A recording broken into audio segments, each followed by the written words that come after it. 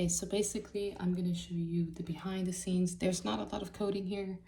Very simple tweaks, and thanks to these beautiful engineers in Max, it was easy to make a really cool project for the installation class. So I'm going to unlock it, take it out of presentation mode.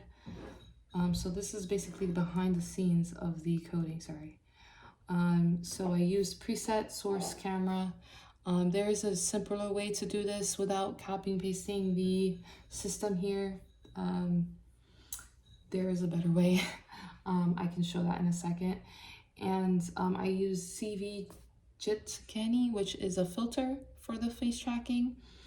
And then I use the CV JIT Rave, which causes that delay.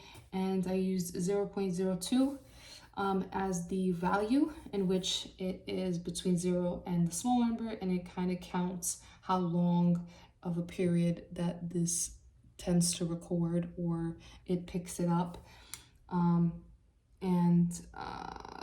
Yeah, the rest was just aesthetic. I used the message read to read the files. You need to make sure all your files are in a single folder. I'm going to show you right now. Make sure this is the folder ASL alphabet. This is all one folder.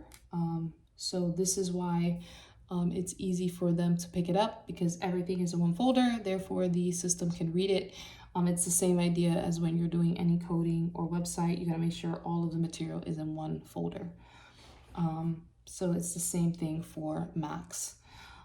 It was a very simple idea, simple design. I had a second part, but I decided to keep it as simple as possible. I could have added a random feature, but that's the thing. I listened to a lot of feedback, and I could develop this later on. The threshold range is just to allow the sensitivity of what's being caught. And then the range is just the result, which is how opaque it's going to catch it. And that's pretty much those two attributes here. Most of this stuff was already developed in Max. I just used it in a different way. It's usually that simple. But yeah, this is the behind the scenes of the fingerspelling chalkboard.